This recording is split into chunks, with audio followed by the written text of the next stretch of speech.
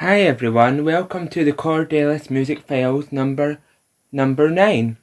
First, I'm going to play my special guest, you'll find out who it is in a second, called When the People Play Their Part by Janet Howie. I hope you enjoy. We thought the day had come when we'd win through at last, when men would walk with dignity in their own cities, proud and free. But now the moment's past. The powerful in the land can't bring a change of heart, but history will be made when the people play their part. You ask me why I'm sad. Have you been on a trip? The headlines stare you in the face with kidnaps, killings, riot race.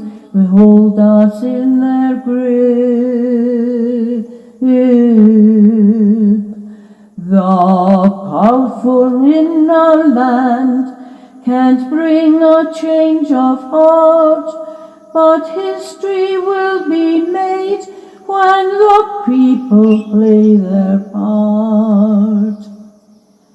And some say that they've heard a whisper in the wind. Communities are on the move, their way of living to improve, and festival we'll find. The powerful in the land can't bring a change of heart, but history will be made when the people play their part. So that was When the People Played Their Part by Janet Howie, and that was a request of my next guest, Andrew Crummy. Hi Andrew. Hi, Colin. How are you? I'm fine. How are you? I'm alright, yeah, just been working today, so yeah, just chilling now and doing this. So, yeah, you requested that song.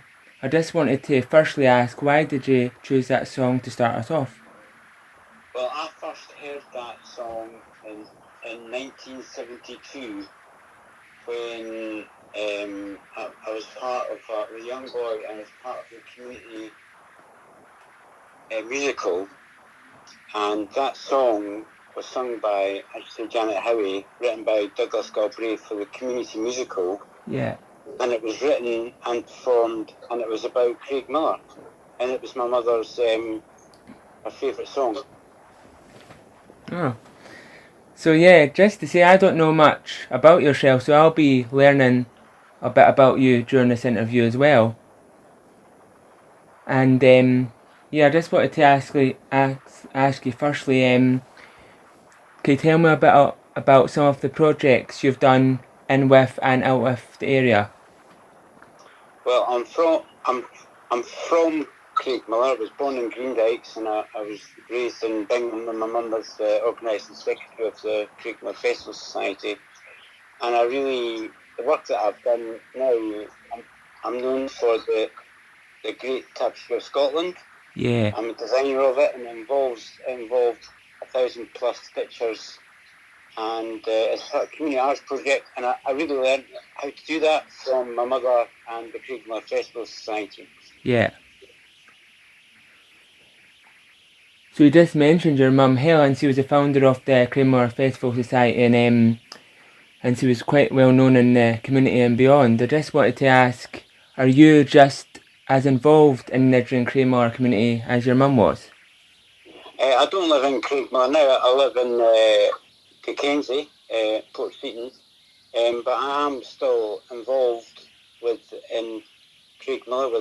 I'm a trustee for the Craig Miller now. Yeah. And I'm also designer of the Craig Miller tapestry, which we've been doing for a few years. So yeah, that's actually went on to my next question. when did you first become involved in the tapestry project? What, the Craig Miller one? Yeah, or any, yeah. The Craig Miller tapestry came about just before my mother died. She saw the Battle of Preston Pans tapestry, and she said, "Well, we've got to do a tapestry about the history of Craig Miller," because she'd written this book called Mine a Rich Vein, Yeah, and another book, Let the People Sing, and we decided that we would attempt to try and do the history of Craig Miller, to try and mention as many people as possible, in particular with the Craig Miller Festival Society, who were part of it, because a lot of people would associate the Craig Miller Festival with my mother, but my mother knew that lots of people were involved with the festival, and you need to tell everybody. yeah, I think around a festival and stuff, it sort of involves everyone. Everyone has to sort of, like the sort of song goes when everyone has to play their part in it, don't they? Yeah, the song really sums it up really well. What my mother's ethos was. It really explains it beautifully, and it's beautifully sung by Janet, who sort of represents what the festival was about, because Janet was blind from birth, blessed with a brilliant voice, and she needed to be heard. Yes, so you received a MBE in 2023 for your services to art and cultural heritage in Scotland. How did you feel when you got that, and did a royal actually give it to you? Yes, I received an MBE in 2023 for services to art and cultural heritage in Scotland. I was a bit, at first I didn't believe that I'd been offered this. Yeah. And then I decided to accept it because I thought it might have come from some of the stitchers who had been involved with all many tapestries I've done.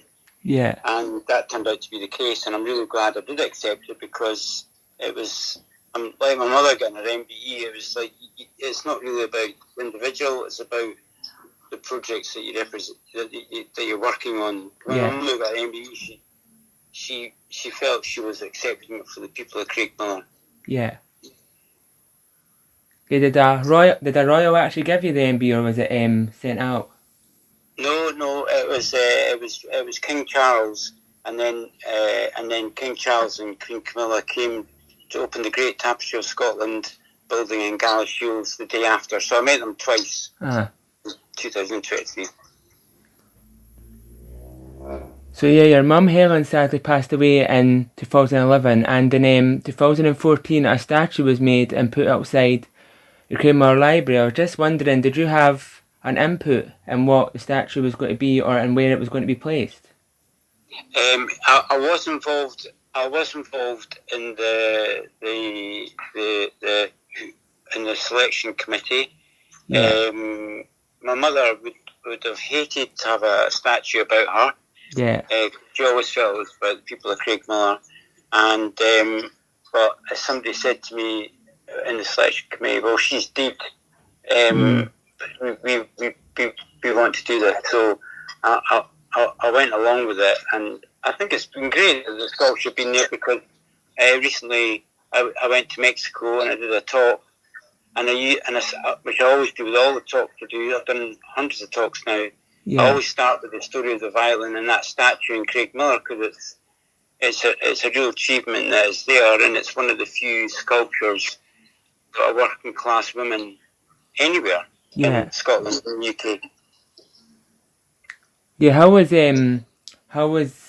it when the statue was unveiled to everyone? Was it a good sort of response? It was a great day. My family, my brothers came up, because the actual statue is about my older brother Philip. Mm-hmm. He was the one that wanted to learn to play the violin, and my uncles and that came, and Richard DeMarco came, and Ruth Wishart came, Davy Brown came, a lot of the Muriel Wilkinson came, a lot of them who lived through the festival came to celebrate the sculpture, and what the sculpture represents, which is the impact that the Craigmillar Festival made, not just in Craigmillar, but around the world. It did make a global impact. It's an amazing story. Yeah, I totally agree with you, but sort of the festival, sort of in its time, it was good, and then I think there was obviously the revival, but I think it sort of took a slope recently because of certain things, but hopefully it'll maybe come back again at some point. Yeah, I think festivals do come and go, and community stuff is like that, but a lot of the seeds that came out of the Craigmillar Festival Society have actually blossomed elsewhere. So still, a lot of people still remember the Craigmillar Festival Society, and of course, yes, a lot of them. I think the festival should come back. Yeah, it'd be great for it to be like what it was. It needs to come back, and it needs to really bring joy back to Craigmillar, because that's what it was all about. Yeah, I feel like sort of now, I don't know if it's sort of the generation now, but I think, yeah, it's just sort of a different generation and sort of different ideas and stuff crop up and just sort of just bringing them all together. Yeah, I think so, but I think the festival, it'll change. If it came back now, it would be different. Yeah. But it would still work. The work I'm doing is based on the Craigmillar Festival Society, and it can involve thousands and thousands of people. It can go all over the world. So there's no reason why it shouldn't work. Yeah. But it's just getting there. I think that's the puzzle at the moment. But it will come back at some point. I'm really convinced of that. Yeah. So you mentioned that you do talks. What is your talks mostly about? And have you travelled to lots of different places to do it? Yeah, I've done hundreds of these talks, and as I say, I always start with the story of the violin and the Craigmillar Festival Society, and then I really just give my personal story of how I went to art college, and then how I became an illustrator, then a muralist, and then I designed the tapestries, and everything took off with the tapestries and the Great Tapestry of Scotland, and that has literally gone around the world, because there's also the Scottish Diaspora Tapestry, which involves 30 countries. I was just recently in Mexico for a TEDx talk, so it just continues, and I always come back to the story of the violin and the Craigmillar Festival Society and the Gulliver, the giant sculpture. Yeah. That always gets it just keeps going. For me, it just keeps going. It really is it's such a gift for Craigmillar to celebrate it, and to celebrate what a fantastic place Craigmillar is, and the people in it are amazing.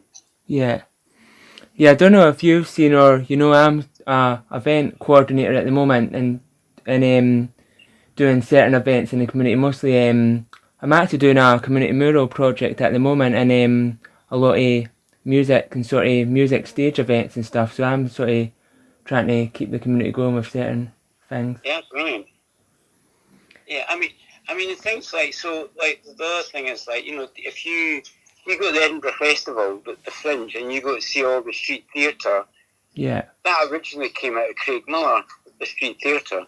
Yeah. That's where it started. It started in the Theatre Workshop and the Craigmillar Festival Society.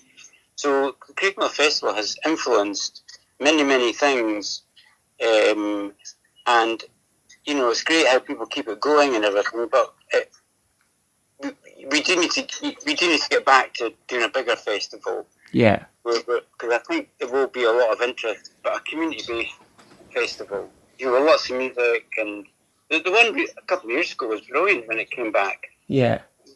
It was really fantastic. So yeah, this is my last question. Would you say your mother is sort of your inspiration and the reason that you started doing the work you're doing at the moment? What, the tapestries? All your projects that you're doing in general.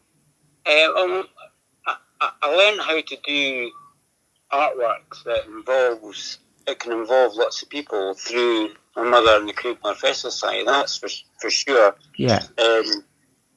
But I'm an artist, and I did go to art college to learn how to draw and paint. And my uncle also was very influential in our family, and he was a painter. And my cousin Moy Mackay, she's an artist. She and my other cousin's a writer. And David Black, he's a writer.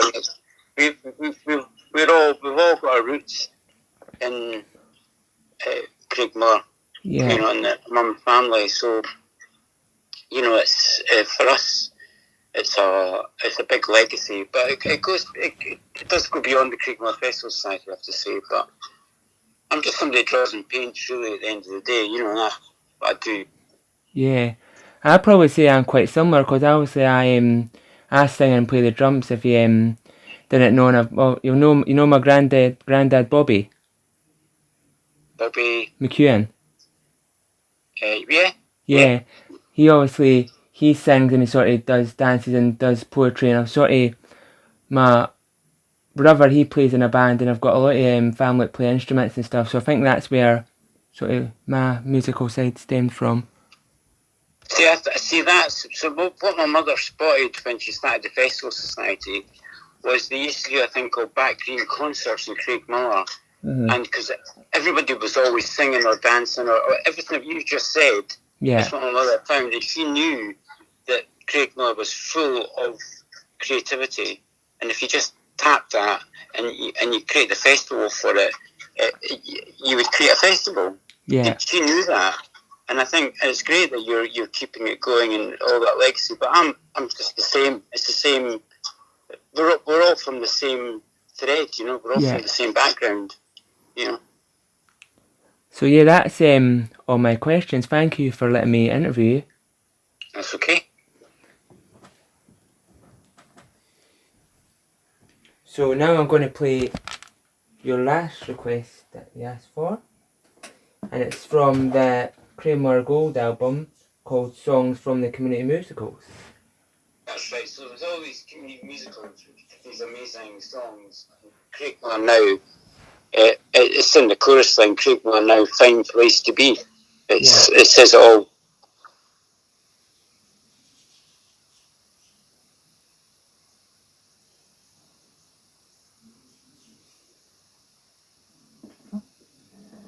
Give an ear to our demands. Craigmillar now. The future, it is in our hands. Fine place to be. 8,000 families with one end. The province overdraft is spent. Craigmillar now. Fine place to be. An equal chance for each child born. Craigmillar now. For parents to have chance to learn. Fine place to be. Adventure playgrounds on the way to practice living as we play. Craigmillar now. Fine place to be. Old and young to live together. Craigmillar now. Neighbours not strangers to each other. Fine place to be. A house for every family. Surroundings fine for OTC. Craigmillar now. Fine place to be. Give us centres home from home. Craigmillar now. That we don't need the streets to roam. Fine place to be. Help us find some work to do. Have festival the whole year through. Craigmillar now. Fine place to be. So that was Craigmillar now, and that was Claire and Emma Henderson singing that. So thanks again, Andrew, for letting me interview you.